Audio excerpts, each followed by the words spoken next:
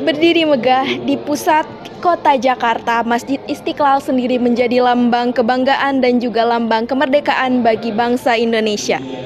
Nama Istiqlal sendiri diambil dari bahasa Arab yang memiliki arti merdeka, digagaskan oleh Haji Wahid Hasyim selaku Menteri Agama Republik Indonesia pertama pada saat itu, bersama beberapa tokoh lainnya pada tahun 1953.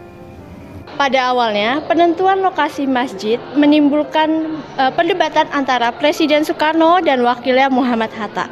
Sampai pada akhirnya, dengan pertimbangan yang panjang, Presiden Soekarno memutuskan untuk membangun masjid di lahan bekas benteng Belanda berseberangan dengan gereja katedral yang telah berdiri sejak tahun 1901 dengan tujuan untuk memperlihatkan kerukunan dan keharmonisan kehidupan beragama di Indonesia.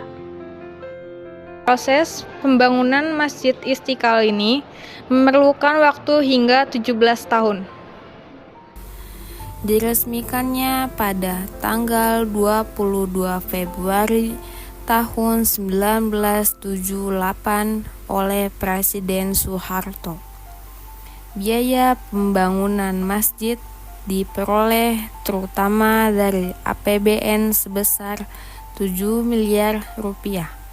Saat ini Masjid Istiqlal memiliki 5 lantai dengan luas total mencapai 9.300 meter persegi yang dapat menampung sebanyak 200.000 jamaah. Masjid Istiqlal sebagai masjid dengan kapasitas terbesar ketiga di dunia. Peletakan batu pertama dilakukan oleh Presiden Insinyur Soekarno pada tanggal 24 Agustus 1961 yang bertepatan dengan Maulid Nabi Muhammad. Namun, pembangunan masjid tidak berjalan dengan lancar dikarenakan situasi politik yang kurang kondusif. Hingga akhirnya pembangunan masjid ini dihentikan pada tahun 1965 akibat meletusnya peristiwa G30 SPKI. Perkenalkan, nama saya Armela Salsabila. Saya di sini akan mewawancarai dengan Bapak siapa? Saya dengan Firman dari Humas Masjid Istiqlal. Yang pertama itu apa nama arti dari Masjid Istiqlal itu, Pak? Baik, terima kasih atas kunjungannya dari mahasiswa UIN Jakarta. Terima kasih atas kunjungannya ke Masjid Istiqlal. Pertanyaannya, apa arti Istiqlal? Arti Istiqlal itu dalam bahasa Arab yang artinya merdeka. Kenapa dibilang merdeka? Karena Masjid Istiqlal itu dibangun atas rasa syukur atas kemerdekaan yang bangsa Indonesia raih pada tahun 1953. Para tokoh ulama mempunyai ide dan gagasan ingin membangun sebuah masjid. Ide itu disampaikan kepada Bapak Presiden. Alhamdulillah disetujui oleh Bapak Presiden untuk membangun sebuah monumen tapi berbentuk masjid. Karena mayoritas bangsa Indonesia itu Muslim, makanya idenya itu berbentuk masjid. Alhamdulillah disetujui dan dilaksanakanlah pembangunan Masjid Istiqlal sebagai rasa syukur atas kemerdekaan bangsa Indonesia pada saat itu.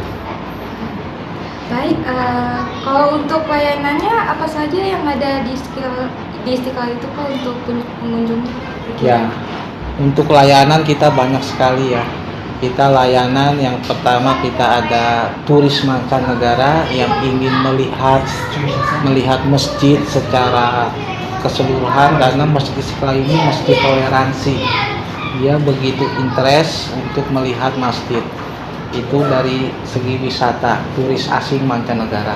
Yang kedua dari rombongan-rombongan yang mungkin dari domestik, yang rombongan sekolah yang ingin tahu tentang sejarah Masjid Istiqlal. Seperti itu. Untuk yang selanjutnya itu Masjid Istiqlal ini ramah untuk difabel atau tidak, ya, Pak? Ya, di sini ramah untuk difabel karena kita punya fasilitas. Yang pertama dari segi parkirnya kita khusus untuk difabel. Yang kedua kita punya lift untuk khusus difabel. Dan kita juga ada khusus tempat yang untuk sholat di atas untuk difabel kita khusus ada. Kita ada tempat khusus yang kita space kecil itu di atas untuk difabel kita punya. Itu benar-benar itu kita fasilitasi. Ya. Baik, biasanya itu di Istiqlal ini ada acara apa saja Pak yang rutin diselenggarakan? Yang rutin itu biasanya kajian rutin, biasanya dari luar itu dari Aagin, kajian ceramah, dan kajian rutin sholat kita ada kajian zuhur, asar, dan seterusnya itu, dan lain-lainnya juga kita banyak kajian. Itu Masjid Istiqlal ini itu paling ramai pas kapan saja Pak?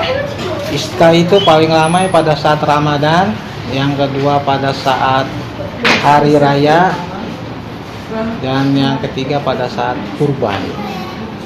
Iya. Tempat apa saja yang paling banyak dikunjungi oleh jemaah ini? Biasanya paling banyak dikunjungi di lantai utama, yang pertama, yang kedua perpustakaan. Kita punya fasilitas untuk membaca untuk jamaah yang ingin membaca buku. Dan yang ketiga kita punya klinik yang biasanya untuk berobat kita fasilitasnya gratis. Selanjutnya, kalau lagi banyak pengunjung itu apa saja kendalanya Pak? Biasanya kendalanya hanya di toilet. Toiletnya itu begitu ramai dan terlalu sedikit untuk pengunjung yang berkunjung begitu ramai ke Istiqlal. Biasanya tidak tercover terlalu banyak, dan fasilitas yang belum memadai hanya di parkir.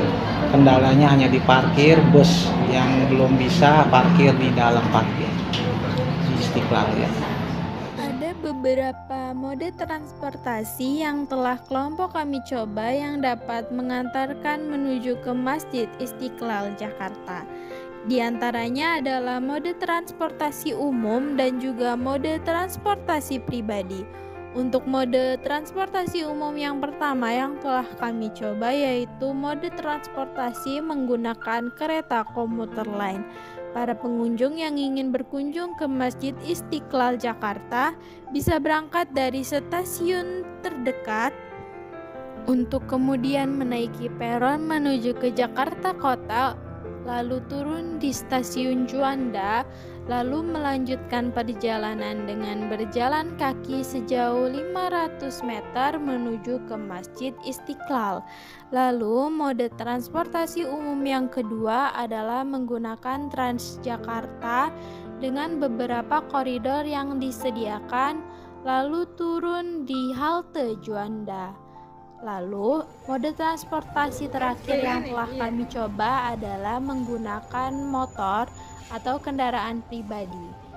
Kami berangkat dari Ciputat ke Masjid Istiqlal Jakarta dengan waktu tempuh sekitar 45 menit sampai 1,5 jam apabila keadaan lalu lintas sedang ramai.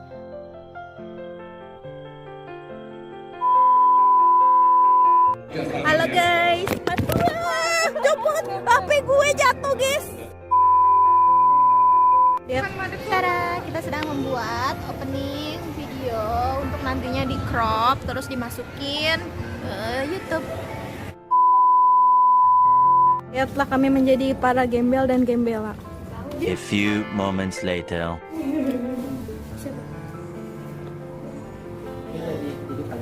Ya,